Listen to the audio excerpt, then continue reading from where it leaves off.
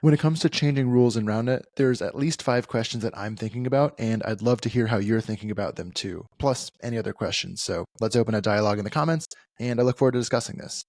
The first question is, who is going to change Roundnet?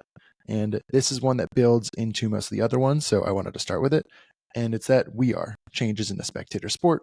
One of the wildest things that I hear or see from people in the community is to the approximation of, I can't wait to see where Roundnet goes. And that is pretty much like a driver saying they can't wait to see where their vehicle goes, which is not only scary and hopefully really illustrative, but like, guys, don't fall asleep at the wheel. If you're watching this video, you definitely care about improving the rules, improving the sport. Be part of it. On that note, the IRF has a mailing list. I'll link below if you want to join their newsletter to stay up to date. That's the bare minimum. Obviously, participating in the committees they've built or engaging in testing are all great steps to layer on. Question 2. How much change do we need? Should we have? And how much change is allowed? And the answer to this one's generally simple, as much as we want. And it's also important to have clear goals for what the change achieves so that we're not just changing for the sake of change. For the IRF's perspective, they have set up having rallies increase to at least 25%, decrease aces to less than 15%, and decrease double faults to less than 20%. I'll share more data later on the froms. I think the illustrative data they shared was just basically one match. But generally speaking, I agree with the direction of all of these. I'm not as sold on the distribution of all of these categories, though. Specifically, I think double fault should be definitely less than 20% as far as like a aspirational goal. Number 3, how long do we have? I mean, first off, again, it should take as long as we need it to take. And, the IRF asked for direction to understand what makes Roundnet and what the pillars of the sport are, because we can change it as much as we need to change it. We have as much time as we want to take. And in particular, like how much time will it take to change? Because players can't just adapt immediately to a new rule set. Even if players want to change, generally, when it comes to players and just people in general, like acting in their own best self-interest, there's like plenty of studies on this in like economics. So what I'm familiar with, psychology, sociology, just the way that lots of people interact with people. We don't necessarily always do what's best for ourselves. A simple example is someone who sets a New Year's resolution and then it's well intentioned, but it's hard to maintain because of behavioral challenges to make it happen. I know I struggle with that one. For winning, when you're a player and you want to win and the rules change, as a simple example, if it's 1920 and we have like the options of serving or tapping the ball on to play defense, right now in the current meta, people should be serving for an ace because that's the higher probability of getting that payoff of a break when you need that break at 1920. Of course, earlier in the game, it's technically a bit of like a multi-stage game. I won't worry about that because that's too complicated for me right now. But generally speaking, people don't serve for the ace because they fear the embarrassment of double faulting on game point. Even though, as players who want to win, they should be prioritizing winning. World champion and Team USA vet Matt Cole explained this in a video about penalty kicks for football. The concept is the same here. When it comes to change, we have to not only see if the change is going to give us the outcomes we want, but also the players need to have the incentives change for them so that they prioritize winning properly and then make the game look better. So how long do we have? As much time as we give ourselves, and I think we might need a fair bit of time, especially when it comes to testing multiple things and calibrating to multiple types of rules. That's really nuanced to figure out. Number 4, does changing risk the legitimacy of our sport?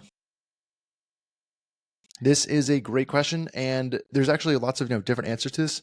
To me, it starts with how legitimate you think Roundnet is in the first place, right? And like sports as a social construct where there's communities around it, there's sport to follow, a sport to train for, competitions, accolades.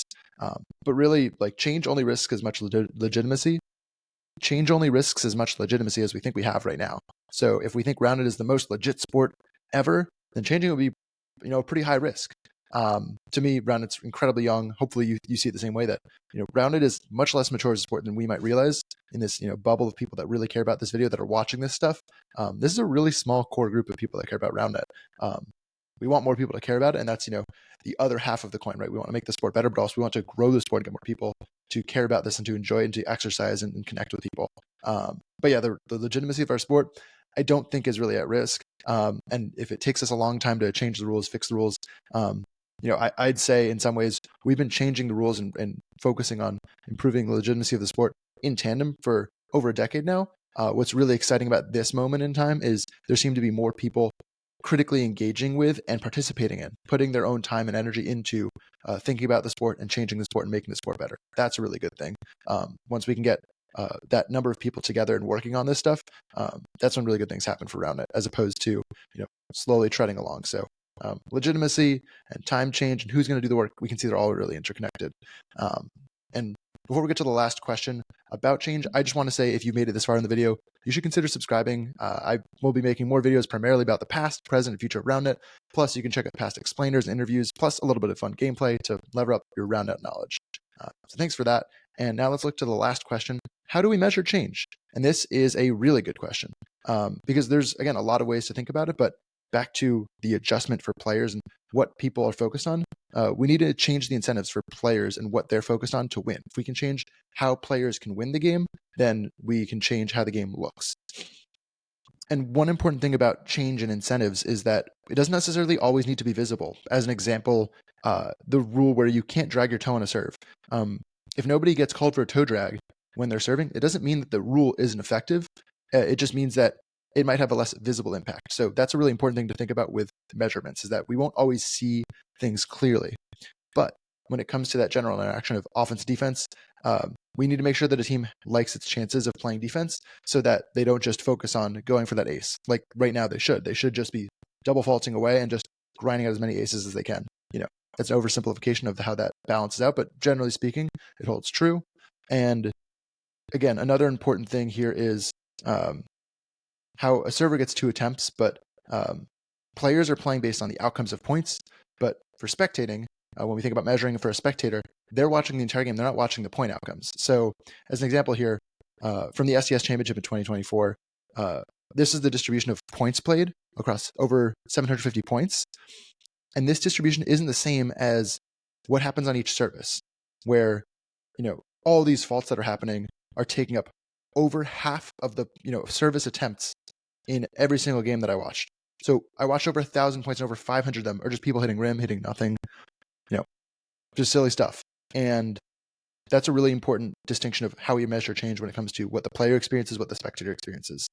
And not only that, but this pie chart is also still pretty simplified because we're not necessarily looking at what's happening qualitatively on the field, trying to figure out more about what's happening as far as the almost great in Roundnet, right? If someone's getting a great touch, a diving, set, and then the ball hits the rim, that's just a hold. That's not a rally. And so thinking about how can we take the touches on the net and break things out, that same data can be visualized in a lot of different ways. Here's one where, as an example here, looking at touches, this 7 is indicating either a team gets a defensive break because the ball exchanged off the net 3 times, or it could be a missed opportunity where the ball hits the net 2 times, and then there's 3 touches where the defense gets a touch, a set, and a hit, but they just miss that opportunity. And, again, back to the football analogy, is a near miss in football is exciting, right? If someone hits the post, that's not a goal, but that's still compelling to watch. There's impressive athleticism going on to make that happen. Maybe the goalie is saving a shot on goal, right? All these things can be fun to watch. And so making sure we understand how we measure this is really valuable. And similarly, as far as how you watch a sport, it's not just all these data points, right? Like there's 2, I think, important variables that also come into this. It's time and intensity, where the longer a play, the more time we spend experiencing it. So if a fault's boring to watch, then that doesn't necessarily take as much time as watching a hold or a rally. It could be 3, 4, 5 times as long to watch a rally. And then maybe our estimate of that pie chart could look a little different, right? Where if we look at just trying to guesstimate how long each of these things taken, this is very loosely hand-wavy data here, but I'm taking the same information from the services where you saw that 50% of the pie chart was missed serves. And if I loosely am estimating how long a rally or a hold or an ace or no return or a missed serve is taking, this pie chart starts to look a lot differently for what we're experiencing, what actually is being perceived over time. And similarly, this says nothing of the dead time that's happening off to the side where, add to this pie chart, people collecting balls or someone taking a timeout or, hopefully not, but maybe an injury here and there. Those things are hard to, capture as far as what we want to do that time. It's more of a broadcast question. But generally for, the time of things, That's a really important thing to think about, not just what is happening, but how long is everything taking. When I think about a good Roundnet match, maybe there's that one rally that captivated me for 15, 20, 30 seconds because there were a lot of rundowns back and forth. And that doesn't need to be, just one little tick on the pie chart. That's not how I'm evaluating whether I enjoyed watching a match or playing a match even. And that's where that intensity also is tricky, right? Like trying to define a diving set or a jumping tweener versus like an unforced error. We can measure those things quantitatively. We can figure out what ball speed looks like, how much players are moving. We can even measure players' heart rates and see how they're, rising and falling over the course of a game.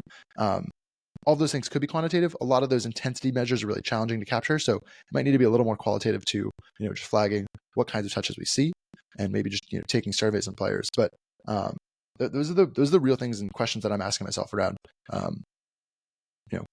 what change is good, what change is bad. How do we measure change, I think, is such an important one, and why I wanted to really focus on at the end of this video, because there's lots of stories you could tell with the same data, right? These 4 charts, those are the same exact points being played. I made 3 different pie charts out of them. I made a bar chart. You can come up with lots of other things. We could define different formulas here, right? I could guesstimate different things and really estimate. I could say a rally is worth 10 times this missed serve, and this pie chart would look completely different. So trying to figure out how to measure change so that we can actually, drive towards those goals we have is really valuable. And I wanted to really hit home on that. Hopefully you guys are thinking more about that stuff as you're testing, as you're exploring, as you're reading and thinking. But that's my 2 cents or my 5 cents on 5 questions I'm thinking about for change in Roundnet. Again, I hope you enjoyed this video. Would love to see what you have to say about this. I always read all the comments. And otherwise, share this with a friend if you're trying to think about Roundnet a little bit harder. And look forward to sharing more thoughts and insights and data with you all in the next thing. See ya.